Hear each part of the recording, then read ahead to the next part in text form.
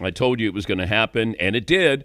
Standalone game, Drake Maye. He was in second place with DraftKings MVP odds to Matthew Stafford. Drake Maye is now your favorite to win the MVP. What I love about Drake Maye, and there's a lot to like about him, is there's not a high, a low. You get really consistent numbers with him.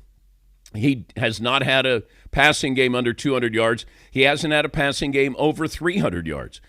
I love that there's this window, and he's the passing leader right now in the NFL. I like that you don't have to do too much, but you got to do enough, and they're a really good team. Now, we can say the Giants aren't a really good team, but you'd be correct with that at 2-11. So I'm looking at New England now, best record in the AFC. They host Buffalo, they're at Baltimore, they're at the Jets, and then they host Miami.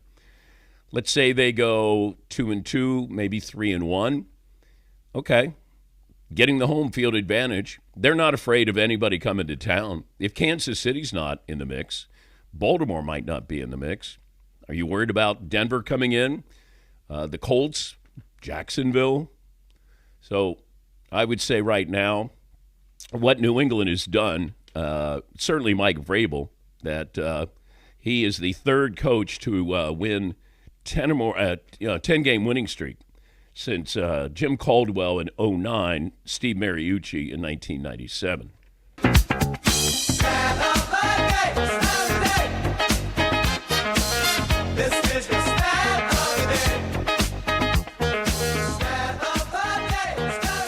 Stat of the day brought to you by Panini America, the official trading cards of the Dan Patrick Show. Yes, Paul? You know, it's funny, weirdly funny to watch on social media when the Patriots are lighting up last night and their quarterback looks like an MVP candidate. Like, people who don't like the Patriots are responding like, it wasn't long enough, the dip of the Patriots.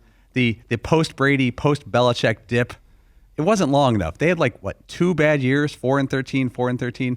Now they're back atop the AFC. After 20 years of high-end play, they needed more of a break. It's like the Bulls when Jordan left and they had Marcus Fizer. You need some down years. I thought that they had around a 4 or 5 year run when Belichick was hanging on there, and they had cooled off. Yeah, in 2001 they were 10-7, made the playoffs. 2022 they were 8-9, missed the playoffs. Then 4-13, 4-13. But it's way too quick to be back up top. You're right that they found their coach and they found their quarterback. And if you have that in the NFL, you are ahead of the game. You're ahead of 85% of the other teams. You got an MVP candidate, and you got probably the coach of the year with Mike Vrabel.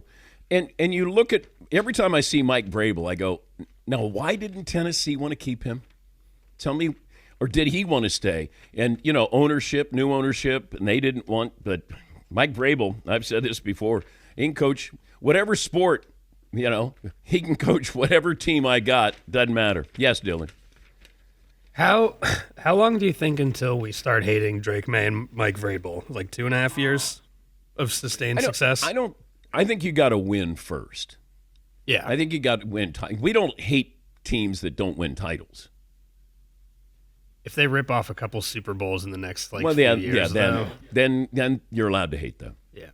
And they would probably expect that. But there's nothing about Drake Maye where you go, man, I hate that guy, or his attitude or anything. I mean, handing out turkeys during the week for Thanksgiving. I mean, come on. Anyone guy seems like that.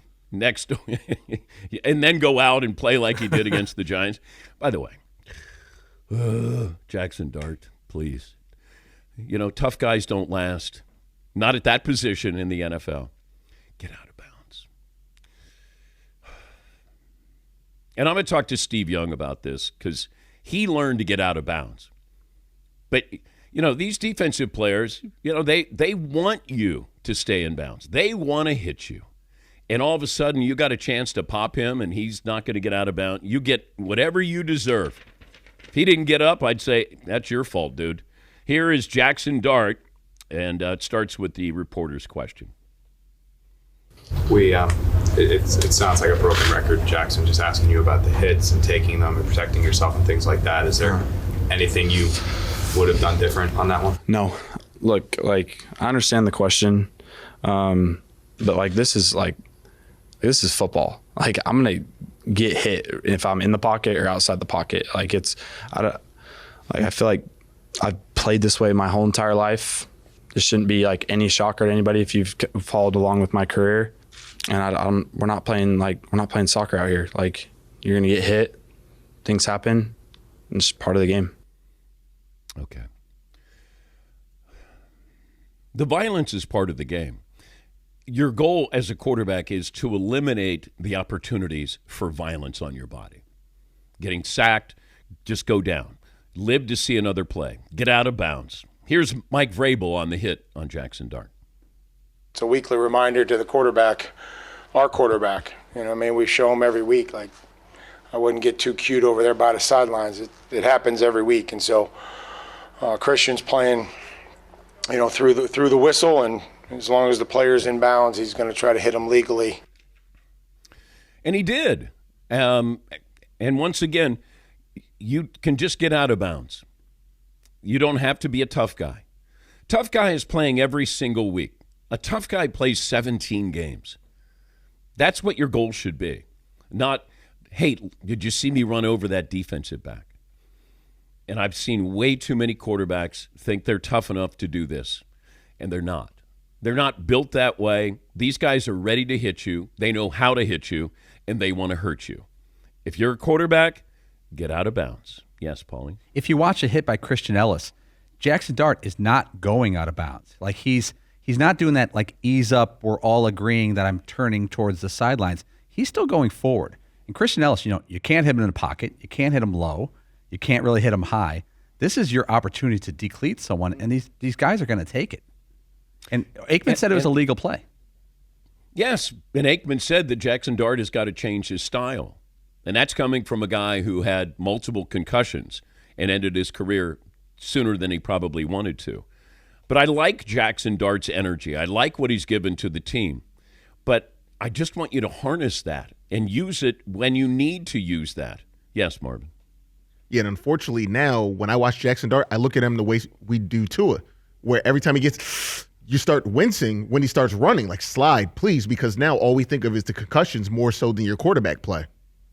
Yeah, Paulie. And totally being a tough guy when it's necessary. If it's the fourth quarter of Week 17 and you're trying to get in the playoffs, be a tough guy. Put your head down. Get plays. You're 2-10 in a football game that doesn't really matter. Let's make some nice throws and get out of here for next year. Yeah, it's surprising. And, Brian Dable, maybe part of the reason why he lost his job is they were doing design runs for Jackson Dart, and he had a couple of concussions or games where there were concussion symptoms there. And in the blue tent, I got to protect my quarterback. I think the Giants have found their quarterback.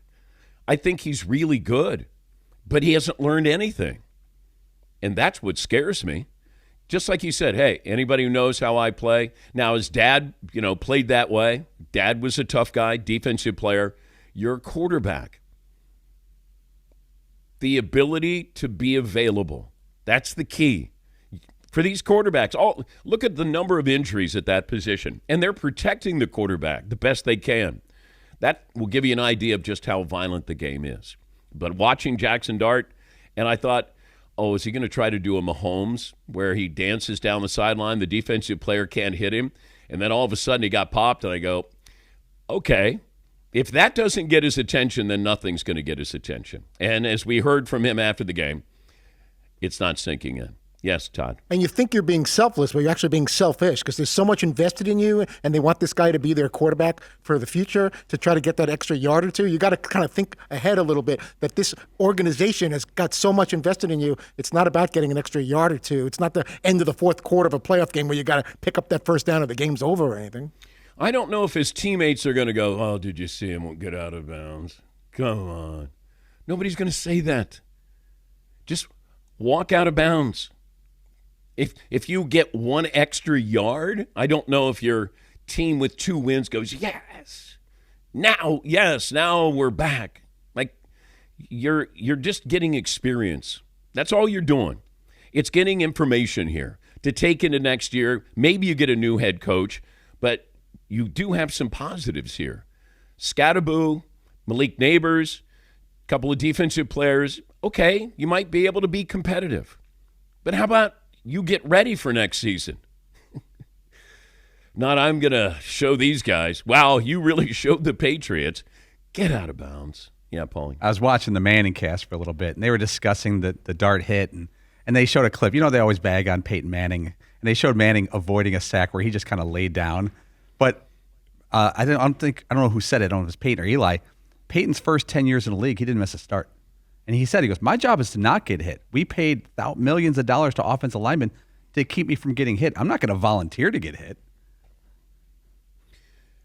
But every week we find this. There'll be a quarterback who wants to take on somebody. And boy, are they waiting. Yes, Dylan. Well, there's also like elusivity guys, and like Jackson, like Lamar's elusive. He runs a lot, but he doesn't take these like huge hits that like Jackson Dart, Josh Allen, some of those guys. But do. even Lamar Jackson's not running anywhere near what he used to. No.